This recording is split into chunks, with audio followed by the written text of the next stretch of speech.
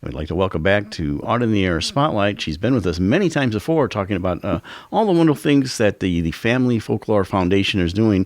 And this one's going to be a new book, but it's also connected to some performances. Meg Demakas is coming back here. Again, it's about the World's Fair homes. And she's penned a new book about that. And so she's going to try it. Meg, thank you for coming back to Art in the Air Spotlight. Thank you for inviting Hi, me. Meg. Hi. Hey, Meg. So, what was that initial spark that got you interested in the Century of Progress homes? Was there a particular moment that you went, wow, I really want to know more about this? Well, actually, it was my late great brother, Dan Granfield, who put together an article for the Indiana Historical Society about how did those houses go from the fair to Beverly Shores. He was a landscape architect and worked at Chester, and it was just something that always bugged him. And he wrote something that is very nice, but it's so technical that it's hard for people to understand. So I wanted to break it down for everybody. Wonderful. How we did our project. And in the past, you tell us a little bit. I know we talked about this in our previous shows. You actually did a performance at IUN, and tell us a little bit about that. Okay, well, the mission of Family Folklore is to offer learning activities to people of all ages. And that year, we selected the 1933 World's Fair for mainly the houses that came to Beverly Shores. But then we started learning about the actual fair, and it was so amazing that we kind of broke it down to the different exhibits and different people. I wanted them to write this time. That's what my forte is. And so we had about 25 people online, and they wrote about different exhibits.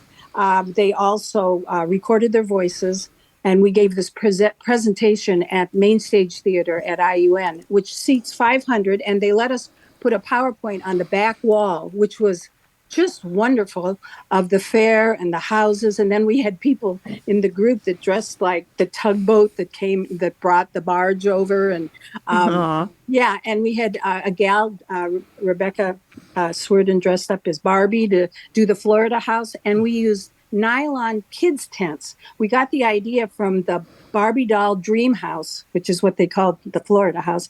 And so they were selling it in Hammaker and Slimmer. And I'm like, that's it. Because we were trying to build the houses for the stage, and it was like impossible. So we just bought the tents. And then we also had a puppet show because the houses are in the Indiana Dunes National Park.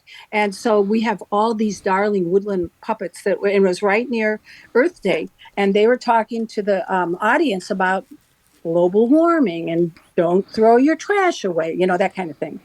Very good. So was the book always part of this whole project, or did one evolve into the other?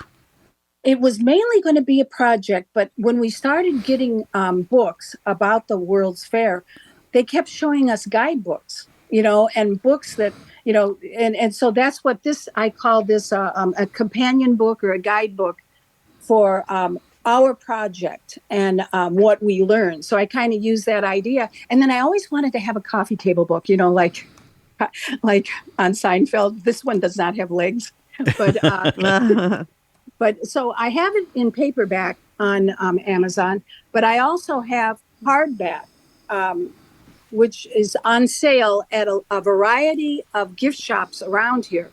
The Press in Valpo, the Munster Performing Arts Center gift shop, Beverly Shores.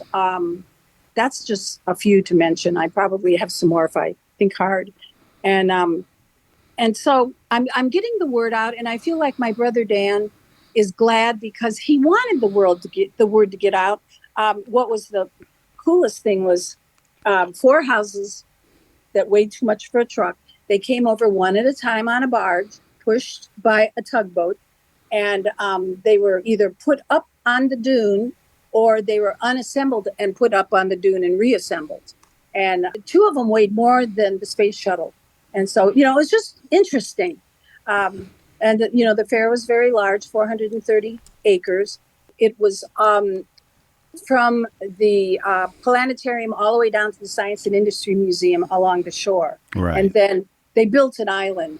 Northerly Island out of the ashes of the 1871 Chicago Fair. And so it was called the Century of Progress because Chicago had been incorporated into a city 100 years before that.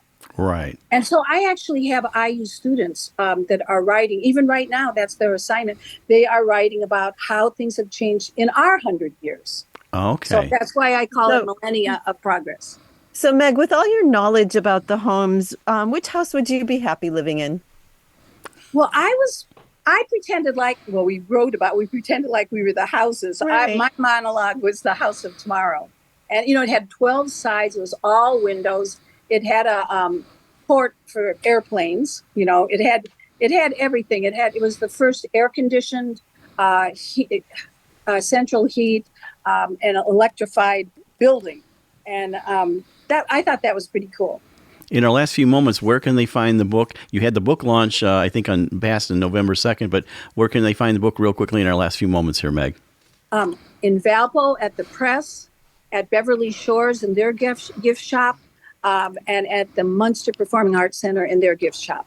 Very good. That was Meg Demakas from Family Folklore Foundation and her new book, Millennia Progress, 1933 to 2023, the Chicago World's Fair, If Houses Could Talk. Thank you so much for coming on Art on the Air Spotlight and sharing your new book. Yes, nice seeing you, Meg. And a Spotlight Extra. Chesterton's 4th Street Theater presents Grant Fitch in his one-man version of Charles Dickens' classic, A Christmas Carol, on November 30th and December 7th at 7 p.m.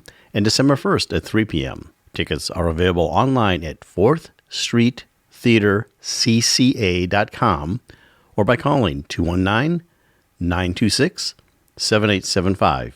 That's 219-926-7875. Art on the Air Spotlight and the complete one-hour program on Lakeshore Public Media is brought to you by McCauley Real Estate in Valparaiso, Olga Patrician, Senior Broker.